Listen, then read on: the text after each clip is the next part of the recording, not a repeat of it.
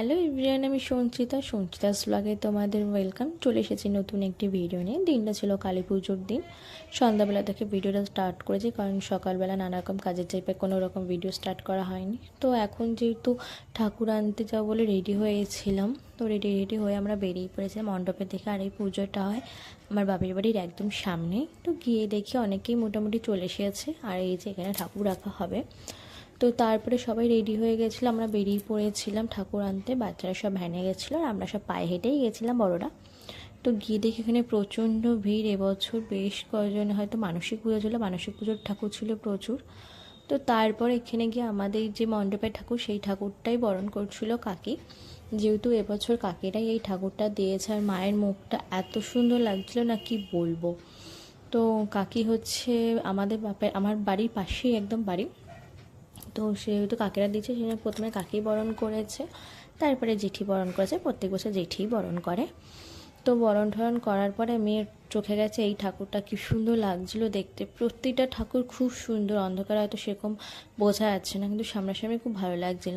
আর এই দেখো পুচকিও উলু দিচ্ছে, কারণ ওখানে সবাই উলু দিচ্ছিল, তাই ও হচ্ছে যে ঠাকুর দিচ্ছে সেই কাকারই মেয়ে।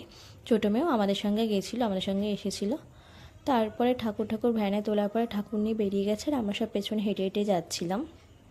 এবছর পুজোটায় মানে এত গরম ছিল, কোনো বছর পুজো এরকম দেখি না যে কালী পুজো এরকম গরম পড়ে। তো তারপরে ঠাকুর আমাদের বেদিতে তোলা হয়ে গেছে, আর এখানে আমার বাবা আর পাড়ার কিছু কাকারা মিলেই ঠাকুরটা তুলেছে।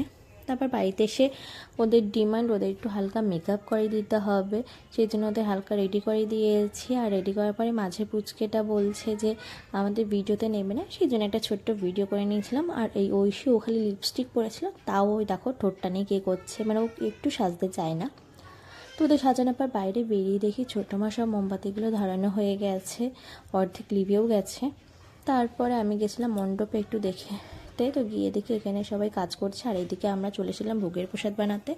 আমি ছোটো মা একটা কাকি ভোগের জন্য লুচি, সুজি আর নাড়ু করেছি। সুজি হয়ে গেছে, লুচি হচ্ছে, আর একটা কাকি নাড়ু করছে। এই প্রথমবার আমি পুজোর জন্য ভোগ বানালাম, খুব শান্তি লাগছিল। তো এখন বাজে রাত 10:30। ভোগের প্রসাদ সব করে আসলাম, এখন একটু রেডি হবো। হালকা পাতলা এনার্জি নেই আজকে। এবার নাকি 12:30 পরে পুজো শুরু হবে। প্রচণ্ড কষ্ট হচ্ছে, মানে এবছরটা একটু কষ্টটা বেশি হচ্ছে, বুঝতে পারছি না কেন। তো এখন একটু রেডি হবো, রেডি হয়ে যাবো মণ্ডপে। তো তোমরা দেখতে থাকো। তো আমি রেডি হয়ে নিয়েছিলাম, এত গরম লাগছিল বলে আমি আমার নতুন শাড়িটা ভাঙিনি, মায়েরই একটা হালকা পাতলা শাড়ি পরেছি। এইটাও নতুন শাড়ি, বা অষ্টমী দিন খালি পরেছিল। তো আমাকে কেমন লাগছিল অবশ্যই কমেন্ট করে জানাবে। অনেকটা লেট করেই রেডি হয়েছিলাম। তো রেডি হয়ে মণ্ডপে গেছিলাম। মণ্ডপে গিয়ে দেখি ঠাকুরমশাই চলে এসেছে। এখানে এসে যা যা কাজকর্ম সেগুলো করছিল। এদিকে জেঠি আর কাকিতে বললাম ঠাকুরের এখানে সব কিছু গুছিয়ে রেখেছে। আর জেঠু, আমার বাবা, আমার কাকা প্রত্যেক বছর খুব করে পুজোর জন্য। এদের উদ্যোগে মেন পুজোটা শুরু হয়েছিল। আর আমরা এখানে যারা যে উপোস করবো বা আশেপাশে যারা সবাই এখানে বসেছিলাম, এবছর না অনেকেই উপোস করেছিল, বেশ ভালো লাগছিলো। তো তারপরে প্রথমে যেটা হয়, মায়ের চক্ষুদান দিয়ে পুজো শুরু হয়েছে। এখানে চক্ষুদান করছিল। আর আমি এবছর মানে পুজোয় গিয়ে তখন আর কোনো কাজ বাজ করিনি, কারণ এখানে অনেকে উপোস ছিল। আর কাকি আর জেঠি এক্সপার্ট, ওরা খুব ফাস্ট, ওরাই সব কিছু করেছে। আমি বসেই ছিলাম, ভিডিও করছিলাম, গল্প করছিলাম, আর অঞ্জলিটা দিয়েছিলাম। তো আমাদের এই পুজোটা হচ্ছে 5 বছর পুজো হচ্ছে। আমি 4 বছর উপোস থেকেছি। আমার 4 বছর কোনো রকম কোনো কষ্ট হয়নি, কিন্তু এবছর একটু কষ্ট হচ্ছিল, আমি জানি না কেন, প্রচণ্ড হাঁপিয়ে যাচ্ছিলাম। তো তারপরে পুজোর বেশ কিছু নেমের পর এখানে অঞ্জলি দিতে বসেছি। তো দেখো আমরা প্রায় 9-10 জন মতন উপোস ছিলাম। এবছর বেশ ভালো লাগছিলো। প্রত্যেক বছর ওই 2-3 জন মতন থাকে, কেউ থাকে না। এবছর দেখি অনেকেই উপোস রয়েছে। আর আমার মনে হয় এই কালী পুজোটা আমার কাছে আসলে বেশি মজা লাগে, কারণ একদম বাড়ির পাশে পুজো হয়, পরের দিন প্রতিযোগিতা হয়, নাচ গান হয়, ভাসানে যাওয়া হয়, বেশ ভালোই লাগে এই পুজোটা। আমার দুর্গা পুজো থেকে কালী পুজোটা বেশি এখন মানে আসলে খুশি হই। তো দেখো এখানে জেঠু উপোস ছিল, জেঠু অঞ্জলি দিচ্ছিল। এই ভিডিওটা আমার বোন করে দিয়েছিল, ওকে বলেছিলাম আগের বছর যে অঞ্জলি ভিডিওটা, সেটা আমার বোন করে দিয়েছিল। আর এবছর সত্যি আমার খুব কষ্ট হয়েছিল। আর এই যে দেখো সাদা ব্লাউজ পরে হলুদ শাড়ি পরে, ও কিন্তু সব থেকে ছোটো, ও কিন্তু সারা রাত আমাদের সঙ্গে উপোস থেকেছিল। ও আগে একবারও ছিল, আর এবছরও রয়েছে।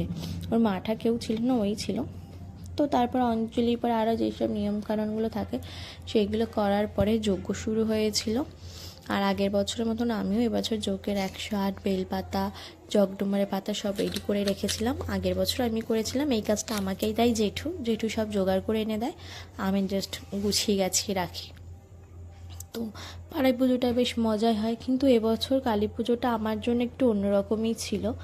তো দেখো এখানে সবাই বসে রয়েছে, অনেকের তো কষ্ট হয়ে গেছে। আর এখানে যজ্ঞ প্রায় শেষের পথে, যজ্ঞর পরে তো 108 প্রদীপ ধরায়, তারপরে পুজো মোটামুটি শেষের দিকে হয়ে যায়।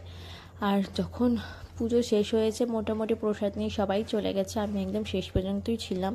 সবাইকে প্রসাদ দিয়ে সব কিছু গুছিয়ে গাছিয়ে তারপর আমি বাড়িতে এসেছিলাম, কারণ মোটামুটি সবাই বাড়িতে চলে গেছে। 4:30 পুজোর ওখান থেকে প্রসাদ খেয়ে সবাইকে প্রসাদ দিয়ে সব কিছু গুছিয়ে বাড়িতে এসে ফ্রেশ হয়েছি। এখন ঘুমাবো, প্রচণ্ড ঘুম পাচ্ছে, শরীরটা প্রচণ্ড দুর্বল লাগছে। তো চলো আজকের ভিডিওটা এই পর্যন্ত। তোমাদের কেমন লাগলো অবশ্যই